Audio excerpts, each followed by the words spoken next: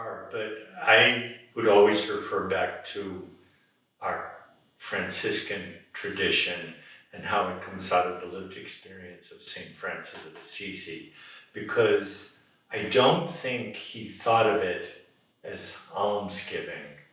I think what St. Francis wanted to do with his own life, and I don't believe that he sat down and read church documents to clarify his thought. He saw people who were miserable, not poor, but in misery.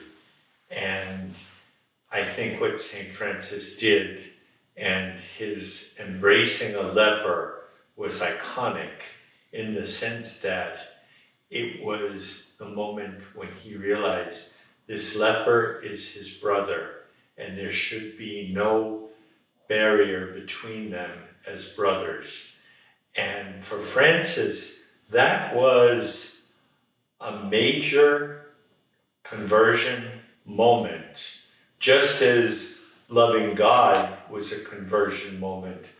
Because Francis grew up in wealth, in great wealth, and he grew up liking all of the finest things. We could talk about clothing, food, drink, parties. He wanted to be surrounded by beauty.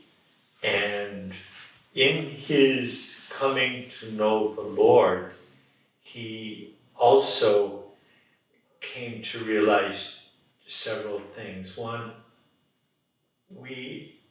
as long as there are things that we protect or own or amass to ourselves, material things, social status, power, any of that, as long as we keep those things going, we are never free to love God above all things, and we are not free to completely love our neighbor.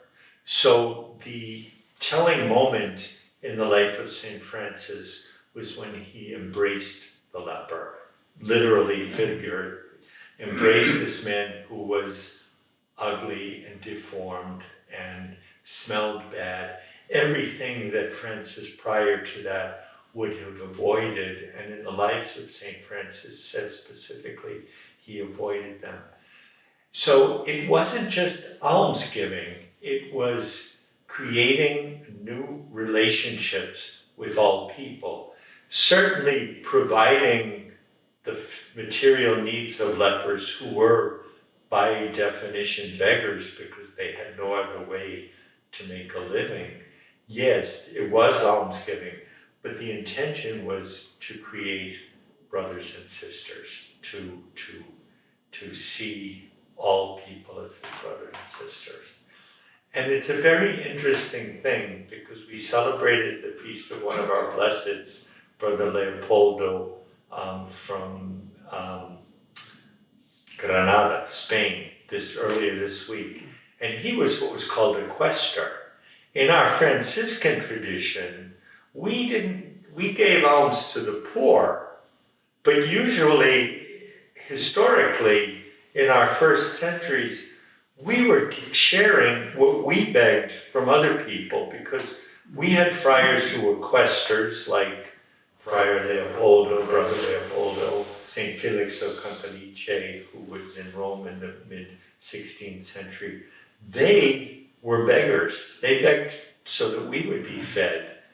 And we shared what we had, which I think creates a whole different understanding. It's that they didn't create food pantries per se, although that is part of our tradition too. But they saw the exchange of material goods as a way to create human bonds among people and to do away with the distinctions of social class and caste and all of that. Because Francis and all of his original followers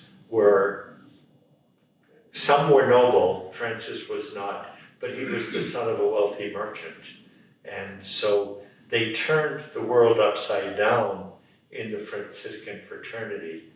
How does that play into alms giving? It sees the importance of all people and creating ways of sharing what we have for the well-being of all.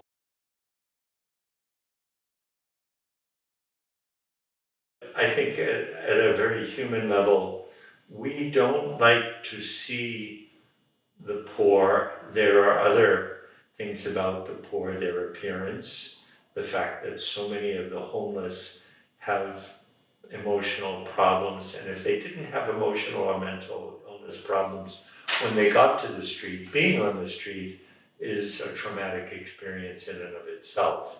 And then there's the use of drugs.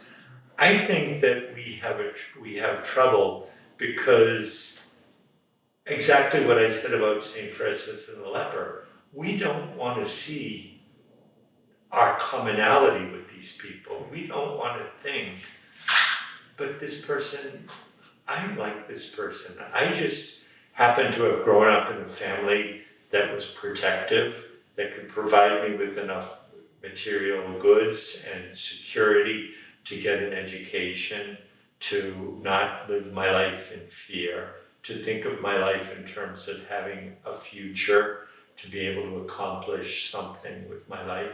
And I was blessed. None of that is because I earned it. It was given to me.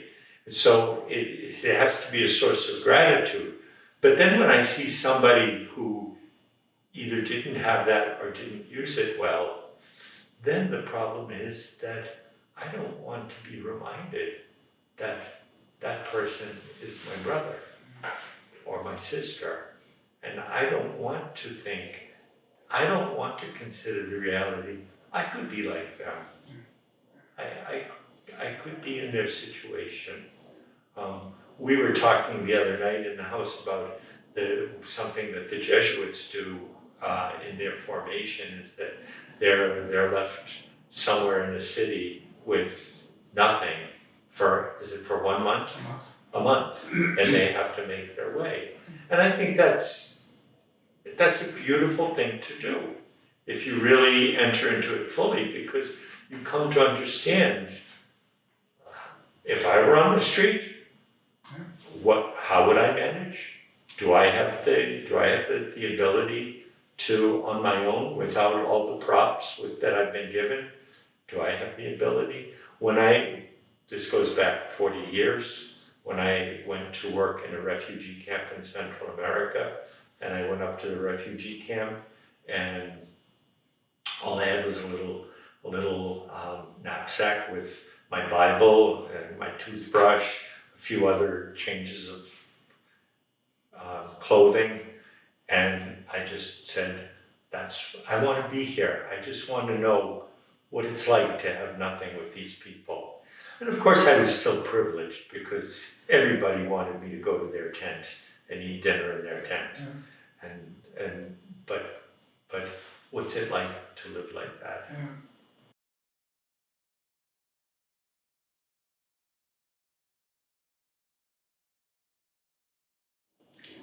Give people a name. Don't let them be that guy who sits there.